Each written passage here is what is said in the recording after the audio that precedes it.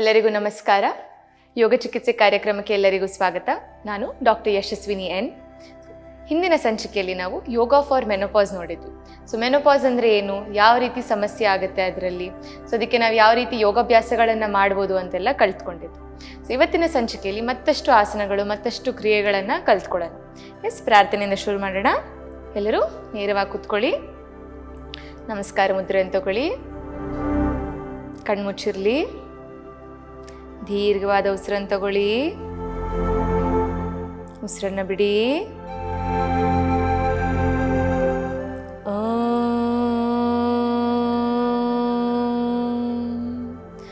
ಯೋಗೇನ ಚಿತ್ತಸ್ಯ ಪದೇನ ವಾಚಾಂ ಮಲಂ ಶರೀರಸ್ಯ ಚ ವೈದ್ಯಕೇನ ಯೋಪಾಕರೋತಂ ಪ್ರವರಂ ಮುನೀನಾಂ ಪತಂಜಲಿಂ ಪ್ರಾಂಜಲಿರಾಣತೋಸ್ಮಿ. ಓಂ ಶಾಂತಿ ಶಾಂತಿ ಶಾಂತಿ. ಎರಡು ಕೈಗಳನ್ನು ಉಜ್ಜಿ ಕಣ್ಣಿನ ಸುತ್ತ ಶಾಖ ಕೊಡಿ. ನಿಧಾನವಾಗಿ ಕೈಯನ್ನು ರಿಲೀಸ್ ಮಾಡಿ. ಸೊ ಇವತ್ತು ನಾವು ಫಸ್ಟ್ ಆಸನ ಏನು ಮಾಡ್ತೀವಿ, ಮಾರ್ಜರಿ ಆಸನವನ್ನು ಮಾಡ್ತೀವಿ. ಸೊ ಮಾರ್ಜರಿ ಆಸನವನ್ನು ಹೇಗೆ ಮಾಡೋದು ನೋಡೋಣ. ಮೊದಲನೇದಾಗಿ ಎಲ್ಲರೂ ದಂಡಾಸನಕ್ಕೆ ಬನ್ನಿ. ಎರಡೂ ಕಾಲನ್ನು ಮುಂದೆ ಚಾಚ್ತೀರಾ. ಸೊ ಇಲ್ಲಿಂದ ಏನು ಮಾಡ್ತೀವಿ, ವಜ್ರಾಸನಕ್ಕೆ ಬಂದು ಅಲ್ಲಿಂದ ಮಾರ್ಜರಿ ಆಸನನ ಮಾಡಬೇಕು. ಸೊ ಗಮನಿಸಿ, ಈಗ ಸೊ ಎರಡೂ ಕಾಲನ್ನು ಫೋಲ್ಡ್ ಮಾಡ್ತೀರಾ.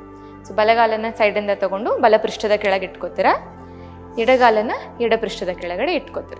ಸೊ ಇಲ್ಲಿಂದ ಏನು ಮಾಡ್ತೀರಾ, ಸೈಡ್ ಆ್ಯಂಗಲಿಂದ ನೋಡಿ, ಈಗ ನಿಮ್ಮ ಎರಡು ಮಂಡಿಯ ಮಧ್ಯೆ ಒಂದು 4 ಆರ್ಮ್ ಡಿಸ್ಟೆನ್ಸನ್ನು ತಗೋತೀರ.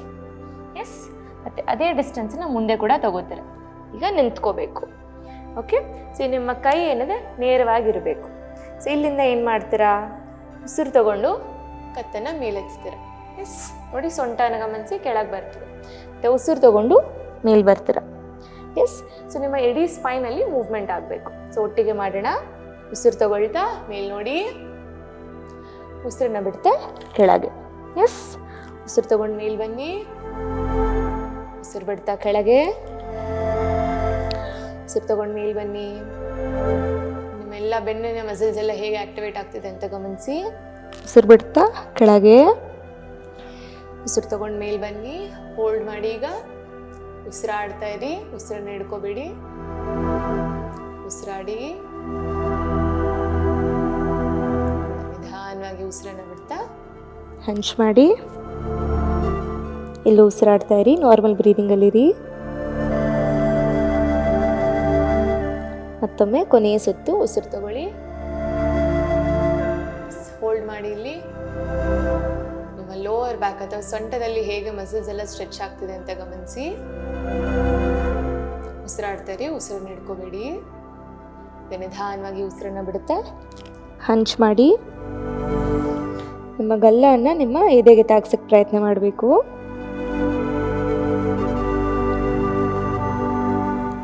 ನಿಧಾನವಾಗಿ ರಿಲ್ಯಾಕ್ಸ್ ಮಾಡಿ.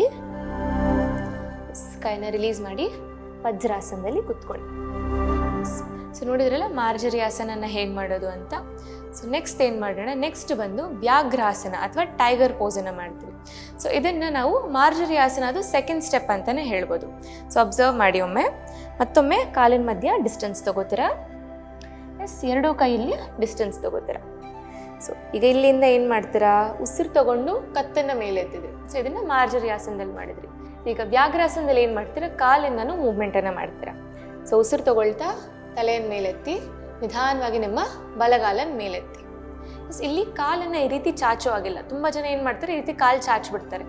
ಸೊ ಕಾಲನ್ನು ಹಿಂದಕ್ಕೆ ಚಾಚಬಾರ್ದು, ಫೋಲ್ಡ್ ಮಾಡಬೇಕು ಕಾಲನ್ನು. ಇನ್ನೊಮ್ಮೆ ನೋಡಿ, ಉಸಿರು ತಗೊಂಡು ಕತ್ ಮೇಲೆತ್ತಿ ಕಾಲನ್ನು ಮೇಲೆ ತಗೊಳ್ಳಿ.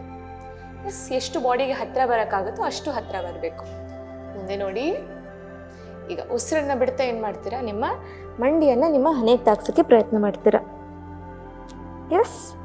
ಮತ್ತೆ ಉಸಿರು ತಗೊಳ್ಳಿ. ಉಸಿರನ್ನ ಬಿಡ್ತಾ ಕೆಳಗೆ ಬನ್ನಿ. ಉಸಿರು ತಗೊಳ್ಳಿ. ಉಸಿರನ್ನ ಬಿಡ್ತಾ ಕೆಳಗೆ. ಇನ್ನೊಂದು 2 ಸುತ್ತು ಮಾಡೋಣ. ಉಸಿರು ತಗೊಳ್ಳಿ. ಕಂಟಿನ್ಯೂಸ್ ಆಗಿ ಮಾಡಿ ಮೂವ್ಮೆಂಟನ್ನು.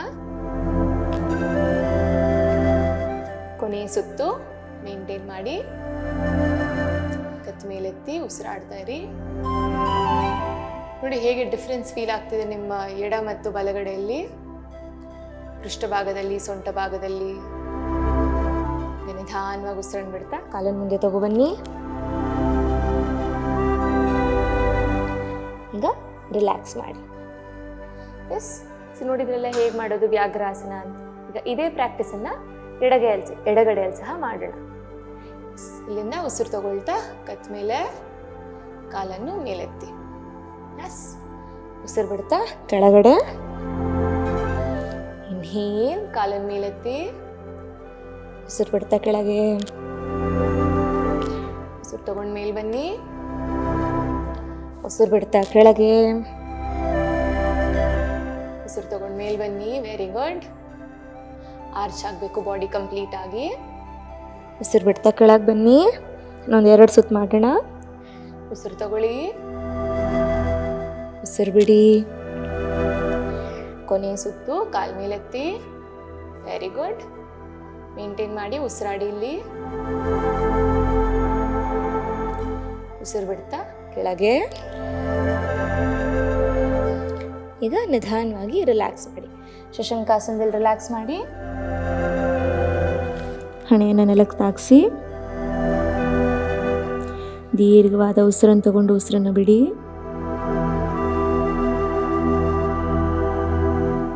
ನಿಮ್ಮ ಸೊಂಟ ಭಾಗವನ್ನು ಗಮನಿಸಿ.